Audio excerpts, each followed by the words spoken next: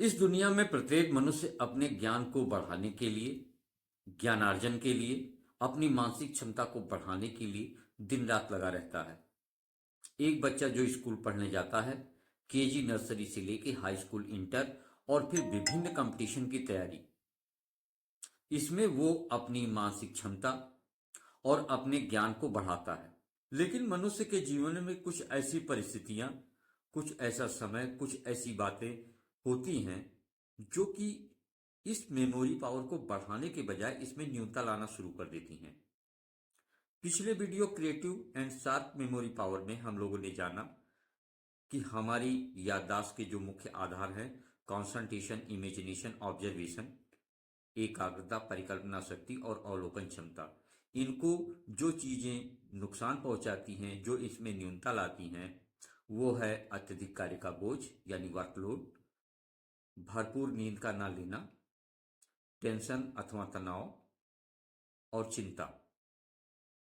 ये वो प्रमुख बिंदु हैं, ये प्रमुख चीजें हैं जो हमारे जीवन में हमारे स्मरण शक्ति को, हमारी मेमोरी को एक घुन की तरीके से खत्म करती जाती हैं। और अगर हम इन चीजों को अपने जीवन से दूर कर दें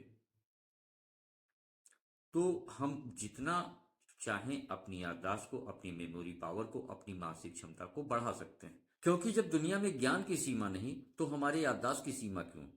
इसीलिए प्रत्येक मनुष्य को चाहिए अनलिमिटेड मेमोरी पावर। मित्रों, मैं राघवेंद्र पांडे आप सभी का आज के इस कार्यक्रम में स्वागत करता हूं और आप सभी से विनम्र निवेदन है कि अगर पहली बार इस चैनल पर आए हैं तो कृपया चैनल को सब्सक्राइब कर लें और इस वीडियो को लाइक करना ना भूलें। सभी मित्रों के साथ इसको शेयर जरूर करें। तो जैसा कि हम लोग भाग 1 में जान चुके हैं कि हमारे कंसंट्रेशन को नुकसान पहुंचाने वाले कारण हैं वर्कलोड और भरपूर नींद का ना लेना। मित्रों, यहां पर मैं आपको बता दूं कि अगर आपने पहला भाग इसका नहीं देखा है, creative and sharp memory power का, तो आप कृपया जाके इसे पहले देख भी लीजिएगा। तो हमारे कंसंट्रेशन यानी हमारी एकाग्रता को जो नुकसान पहुंचाने वाले हैं वो वर्कलोड और भरपूर नींद का ना लेना। अब वर्कलोड, अगर किसी काम को हम अकेले करने की कोशिश करते हैं अथवा पूरी प्लानिंग बना के नहीं करते हैं, एक सही तरीके से नहीं करते हैं, तो जाहिर सी बात है कि उसका वर्कलोड हमारे ऊपर आता है। और जब वर्कलोड आता है तो वहां पर हमारी एकाग्रता जो है छिन्न भिन्न होने लगती है।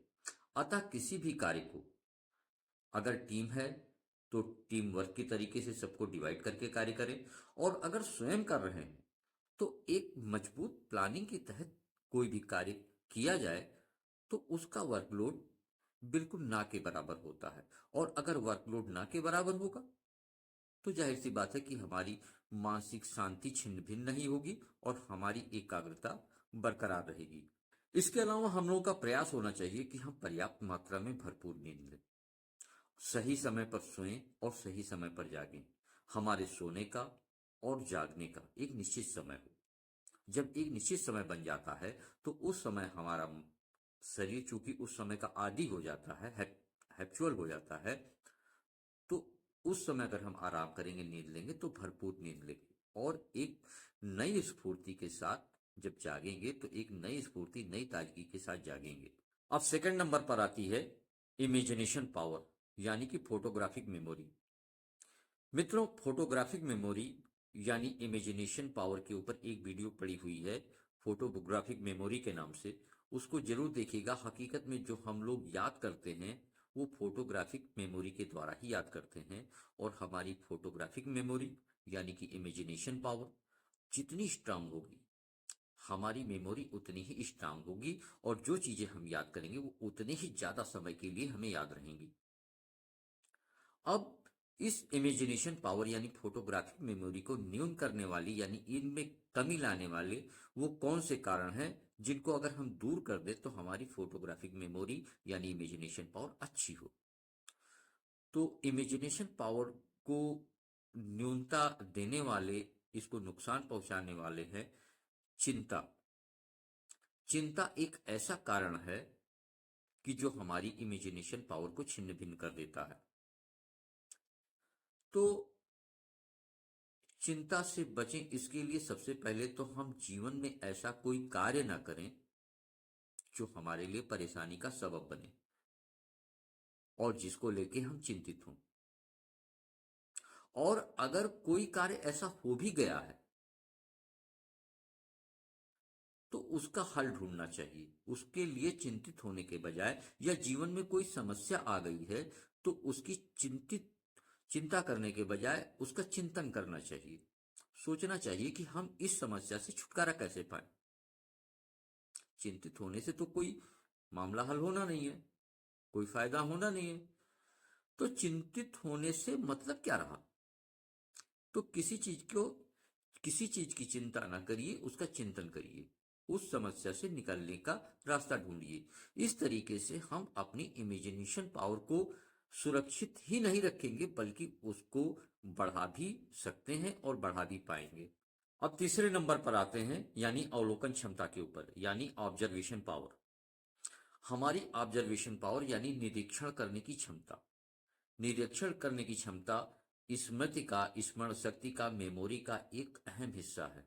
हम जिस चीज का जितनी अच्छी तरीके से निरीक्षण करेंगे, जितनी गहराई से निरीक्षण करेंगे, वो चीज हमारी मेमोरी में, हमारी याददाश्त में उतनी ही मजबूती के साथ बैठेगी।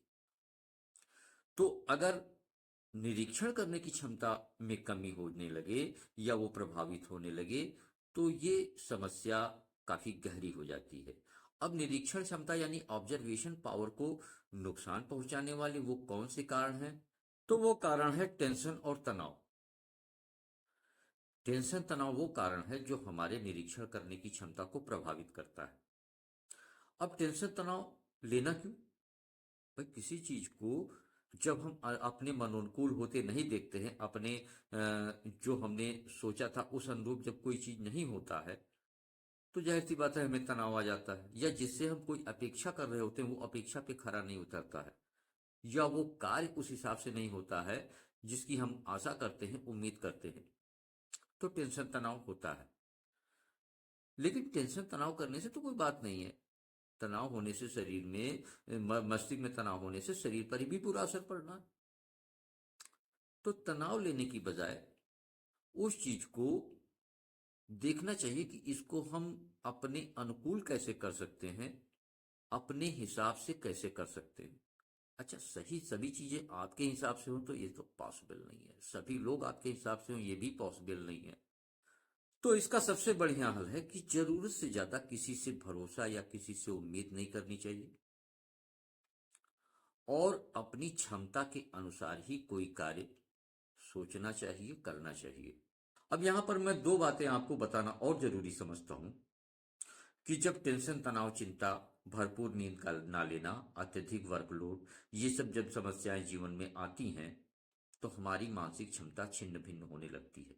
जो मस्तिष्क के हमारे प्रमुख केमिकल हैं, जैसे ऑक्सीटोसिन, सेरोटोनिन, गाबा इत्यादि इत्यादि, ये सब डिसबैलेंस होने लगते हैं। जब ये डिसबैलेंस होने लगते हैं तो इनका प्रभाव हमारे शरीर पर भी पड़ता है, और जब शरीर पर पड़ता है तो विभिन्न प्रकार की समस्याएं, जैसे ब्लड प्रेशर, हार्ट की समस्या, शुगर की समस्या, ये सब भी जन्म लेना शरीर में शुरू कर देती हैं। डॉक्टर भी कहते हैं कि इन सारी समस्याओं की जड़ का मूल जो है वो केवल टेंशन, तनाव, चिंता है, अत्यधिक कार्य का बोझ है।